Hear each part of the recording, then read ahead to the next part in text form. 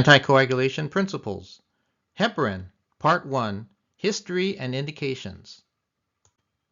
Now that we've talked about warfarin, let's move on and talk about heparin in a three-part series. In Part 1, we'll talk about heparin's mechanism of action, use, and kinetics. Let's go back more than a decade and learn about the history of heparin. In 1916, J. McLean and William Henry Howell discovered heparin, and they announced the compound's unique anticoagulant properties. To the right, you can see their photographs. Over 100 years later, heparin still remains a mainstay in current widespread clinical use. Heparin was originally isolated from canine, dog, liver cells, getting its name from hepar, the Greek word for liver. The first heparin product for IV use was introduced in 1936, and the following year, heparin was deemed safe and effective as a blood anticoagulant. Prior to 1990, heparin was primarily obtained from cattle tissue, specifically from bovine or beef lung. Today, commercially available heparin products are mainly extracted from porcine intestinal mucosa.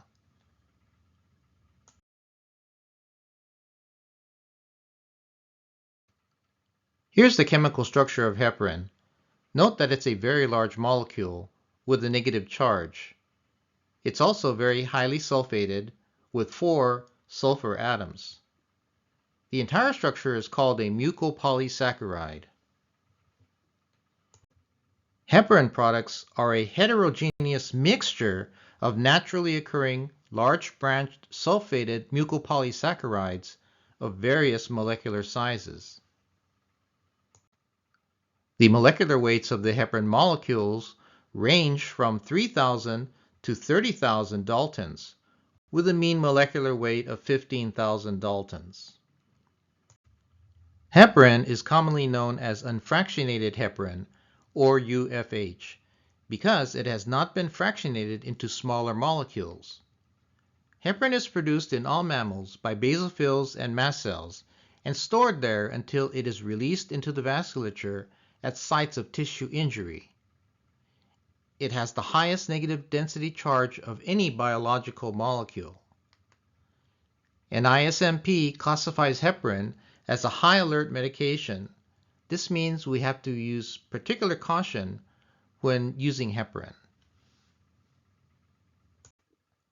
Let's go over heparin's mechanism of action. In 1968, Brinkhouse demonstrated that heparin by itself has little to no intrinsic anticoagulant activity, calling it an indirect anticoagulant. He stated that heparin needed to potentiate a separate plasma cofactor in order to exert its anticoagulant activity. In 1968, Abildgaard identified this cofactor as antithrombin 3, which is now referred to as AT. Antithrombin, or AT, is an endogenous inhibitor of various clotting factors. In the 1970s, Rosenberg and Bauer more specifically defined heparin's mechanism of action. The major anticoagulant effect of heparin is mediated by a heparin-antithrombin interaction. You can see in this diagram where heparin binds to antithrombin. Heparin binds to antithrombin, forming a complex leading to a conformational surface change that activates antithrombin from a slow progressive thrombin inhibitor to a very rapid inhibitor. In the diagram, you can see this conformational change in antithrombin. Notice the small receptor size in antithrombin changing and opening up wider after it binds to heparin. The heparin-antithrombin complex is 100 to 1,000 times more potent as an anticoagulant than antithrombin alone. The binding of heparin catalyzes the efficiency and increases the affinity and the activity of antithrombin against clotting factors. The activated heparin-antithrombin complex then binds to and inactivates thrombin, which is also called factor 2A, and activated factor 10, also called factor Xa, predominantly. Other coagulation enzymes of the clotting cascade, including factors 9A, 11A, 12A, are also blocked. It's important to note that not all heparin molecules that are administered are pharmacologically active. Only about 1/3 of the heparin molecules possess a unique pentasaccharide sequence that can bind to antithrombin, resulting in anticoagulation. Here's a location of the pentasaccharide sequence. Heparin molecules that contain the pentasaccharide sequence first binds to antithrombin, then binds to factor Xa, inhibiting it.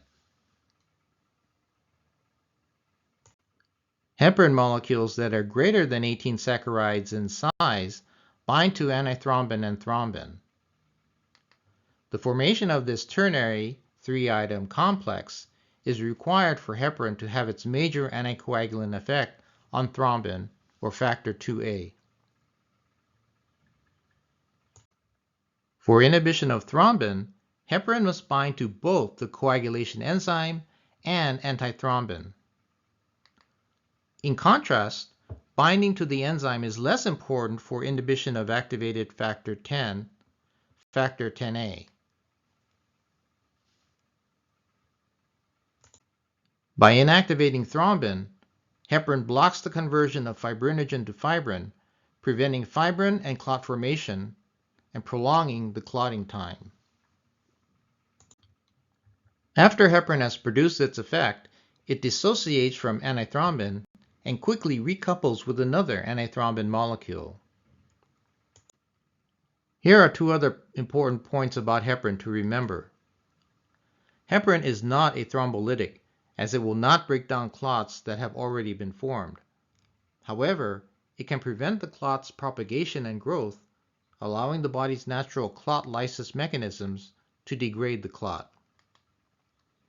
After entering the bloodstream, heparin binds to a number of plasma proteins other than antithrombin, reducing its anticoagulant activity.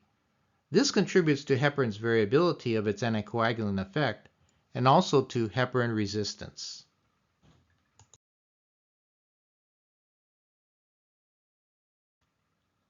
What are the indications for heparin?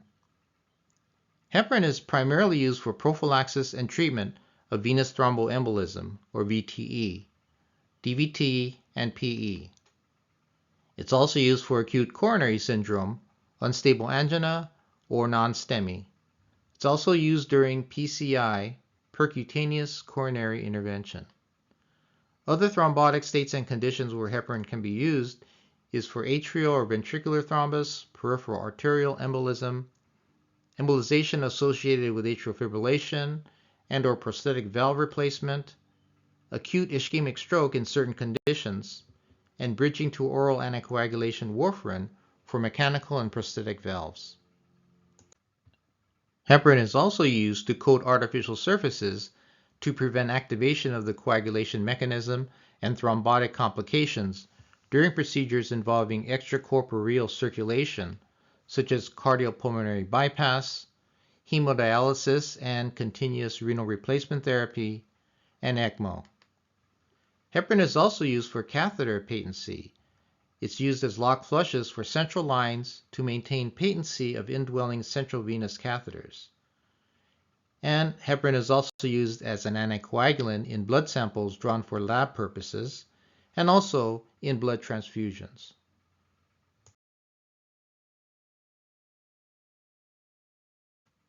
Here's a list of some contraindications for using heparin: active bleeding, hemophilia or other hemorrhagic tendencies, severe liver disease with elevated baseline protime, severe thrombocytopenia with a platelet count of less than 20,000, malignant hypertension, and a history of HIT or heparin-induced thrombocytopenia. Let's move on now and talk about heparin's pharmacokinetics. When we talk about any drug's pharmacokinetics, we talk about ADME: absorption, distribution, metabolism, and elimination. Let's first talk about heparin's absorption. Orally. Because of its large molecular size and high anionic negative charge, heparin is not reliably orally absorbed. IM administration is not recommended due to erratic absorption. This may also result in the formation of large hematomas. Subcutaneous administration has erratic, unpredictable absorption as well, with delayed onset around 1 to 2 hours. The bioavailability of subcu heparin is reduced, highly variable, and dose-dependent, increases with increasing dose. The bioavailability ranges from 30% at lower doses to 70% at higher doses. For IV injection, the onset of anticoagulation effect is immediate. Distribution.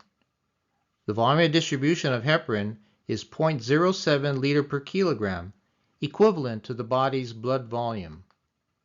It's highly protein bound. After entering the bloodstream, heparin binds to a number of plasma proteins, which reduces its anticoagulant activity. It's extensively bound to low-density lipoprotein, globulins, and fibrinogen. Heparin does not cross the placenta and is not distributed in milk. Metabolism. Heparin is removed from the circulation in 2 dose-dependent processes. In low doses, heparin is cleared from the bloodstream by the reticuloendothelial or RE system. Heparin molecules that are bound to endothelial cells and macrophages are depolymerized and broken down into smaller and less sulfated molecules by heparinases and desulfatases. Heparin is enzymatically inactivated.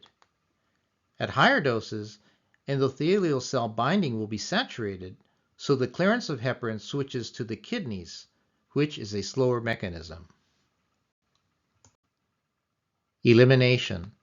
Heparin's elimination is via 1. The reticuloendothelial system, which is rapid, saturable, and occurs at therapeutic doses, and 2. Renal elimination, usually at high doses, and is a slower first-order mechanism. The clearance is 0.015 to 0.12 liter per kilo per hour. The half-life is important to remember, 60 to 90 minutes. The half-life is dose-dependent and increases with increasing doses. Heparin is not dialyzable. Liver impairment and cirrhosis will increase heparin's half-life. Severe renal impairment or being anephric will cause a slight increase in the half-life of heparin. When dosed by indication, there are no dosage adjustments for renal dysfunction.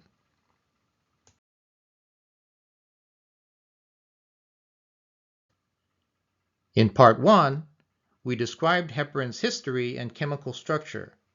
We summarized heparin's mechanism of action. We listed the indications and contraindications of heparin, and we went over the pharmacokinetic parameters of heparin. Coming up in Part 2 of this 3-part series on heparin anticoagulation, we'll describe how to dose heparin using established weight-based protocols, explain the limitations of using the APTT when monitoring heparin, and list the adverse effects of heparin and key in on heparin-induced thrombocytopenia. So stay tuned. Thanks for tuning in to watch this installment of the PharmEasy Tutor. I hope you learned something that you could use at school or in practice.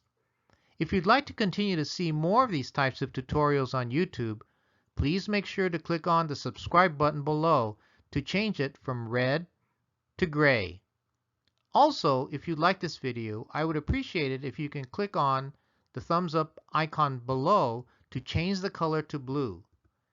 If you have any comments or questions, please feel free to add them in the comments section below, or share this site with someone else. Stay tuned to the PharmEasy Tutor channel for more lectures in the upcoming weeks. So until next time, remember to take it easy.